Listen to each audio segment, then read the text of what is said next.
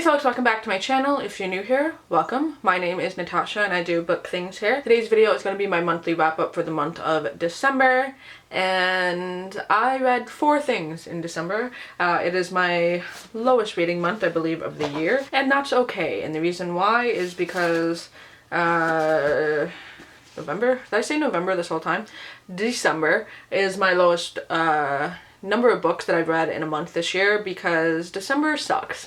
December was hard in the sense that I work retail again in the month of December, and I remembered that, you know, it's just the amount of people I deal with. Everybody is a lady from Bath & Body Works. If you've never seen that video where the lady rants about Jen from Bath & Body Works, just go look up Bath & Body Works candle rant. It's from like 8 years ago, but that is literally every lady that I deal with. And there's come to a certain point where you just can't take it anymore. I did the math. I've listened to approximately 120 straight hours of Christmas music over the course of 2 months. And I'm done. Also, Christmas is very stressful for me. I don't like it. I don't like spending time really with people.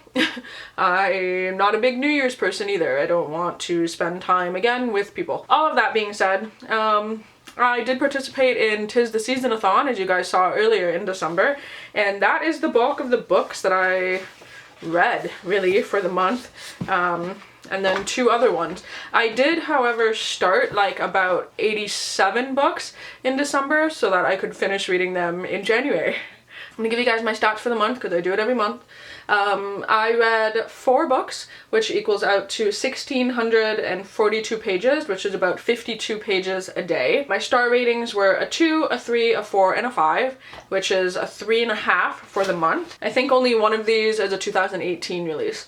I didn't check the dates and everything for the rest of them. But I'm just going to talk to you guys about the books that I did read. First one that I read and finished for the month was Nosferatu by Joe Hill.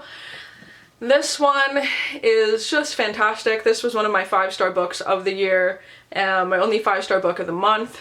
I'm just going to start with the 5-star. Why not? We're switching it up. Last month of the year, we're switching it up. This was just a fantastic horror book. For those of you who haven't read Joe Hill's writing, he is fantastic. I highly suggest all of his books so far that I've read. They're amazing. This one being my favorite one basically so far, but they're all good. This follows the story of Vic, who as a child is able to get on her bike and kind of go through this bridge or portal to take her to wherever she needs to find something. Because of that, she ends up finding trouble with this evil villain guy named Charlie Manx, and he is creepy and horrible, and he has this whole sort of like cast of characters.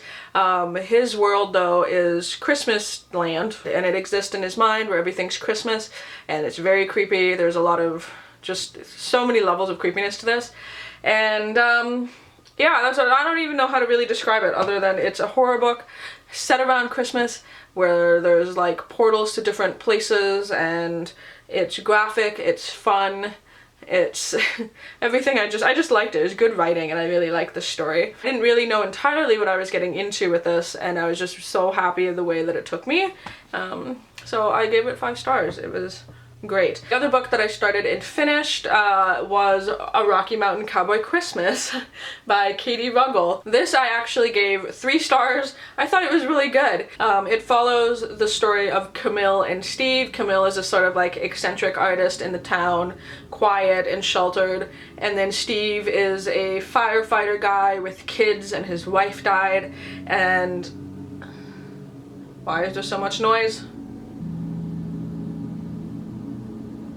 And it just follows their very simple Christmas romantic story. This isn't smut, this isn't like, you know, hard fucking and all that stuff, none of that. Actually more of like a slow burn, just romance book, which is really cute. It gave me good Christmas vibes, I'm not gonna lie. They have like a little like ranch, and they have horses, and like a little shop that sells like Christmas goodies and whatnot.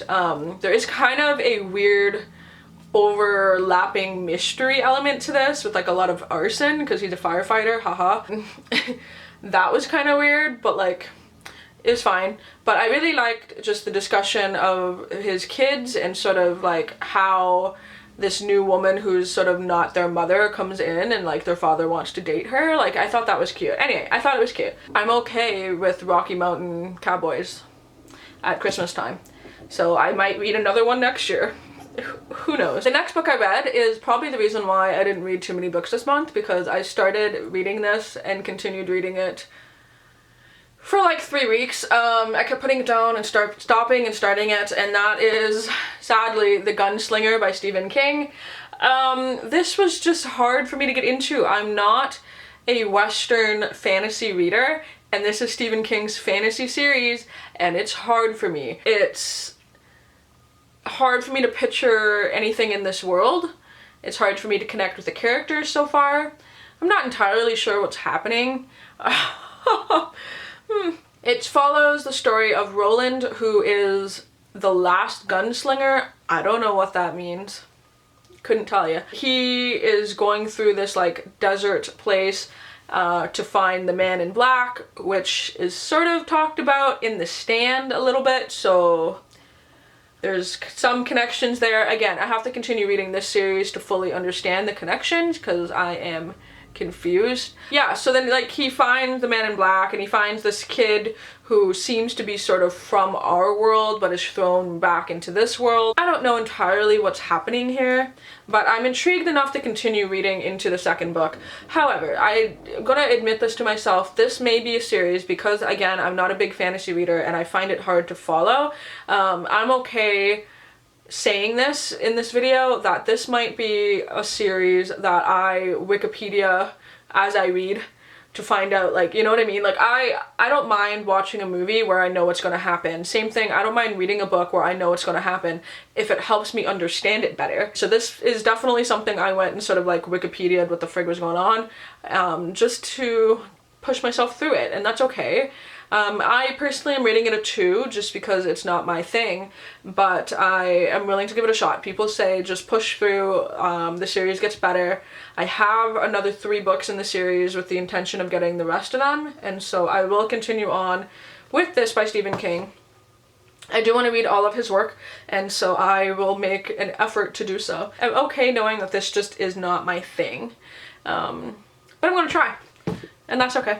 And then the last book that I read in the month is one that was just soul-whipping, heart-wrenching. I watched Lala just recently, like today, I think, post her favorites, where she talks about this as one of her top 10 favorite books of the year. I gave it a 4 at the time that I read it, and I think I'm gonna stick with that, even though I really like respect her opinion about why she rated it a 5. I think I'm gonna personally stick with the 4. That being said, it is a fantastic book. It's just one of the hardest books that I've ever read. That is Girls Burn Brighter by Shobha Rao. This follows 2 different perspectives of these girls in a poor town in India. There's Purnima and Sabitha, and how their lives intertwine, where they meet each other and make this like really lovely friendship and sort of empower each other even though they're in this like shitty place. From that, they both endure some of like the most ridiculous, like heartbreaking stuff that I've read in a book. And it does, Lala did mention in her video, it does read like torture porn. Like, it's just what more can possibly happen to these characters. My god, like what the hell. At some point it does read like that, and you're pushing yourself through it and pushing yourself through it, like, okay, what is going to redeem this for these characters? Like, how is this going to get any better? But from that, you sort of realize that that's the point of the book, is that like they're going through these insane trials and tribulations, and their friendship for each other and their need to like see each other again is what is pushing them through some of this. Which is it's heartbreaking. It's a heartbreaking book. I don't know, trigger warnings for like literally most things. I'm just gonna say that in this. Like sexual assault, rape, domestic violence, poverty, like false promises, drug abuse, sexual trafficking, like the list goes on and on, honestly, of like some of the stuff that happens in this, and it never gets easier to read. So if you want a book that will make you really sad but then also think, like, just think, I suggest this, but know that it's a harder read to read. I listened to it on audiobook, and there was times where I had to like just stop it and go and listen to like a true crime podcast to be on a lighter note, so if that's saying something, I don't know. That is my reading month for the month of December. I know it's not many things, but my January wrap-up should be hopefully much larger, just because I am going into January with a bunch of books I started and never finished. Two of them that I can show just because they're here. I made my way, that much through Hark the Herald Angels Scream. This is all Christmas horror. I do want to finish this while there's still snow on the ground. I'm almost done Going Bovine by Libra Bray. And then I started and did not read any of my TBR Star Jar picks. Spoiler for that video. I read about that much of this book and didn't like it. So, you guys can stay tuned for my TBR Star picks to find out what happened with those books. Let me know in the comments down below if you've read any of these books, which ones are your favorites. Do you agree or disagree with my ratings? How was your reading month in December? I know Chelsea read like 26 books. I'm like, girl, how? I don't know. She likes Christmas though, so like I think this whole holiday puts her in like a happy mood, and I can read better when I'm happy and I don't want to just sleep all the time because life sucks, you know? Anyway, that being said, moving into January, I hope to be reading much more things. And yeah, I do hope everyone is doing good, and until my next video, I will talk to all of you soon. Bye.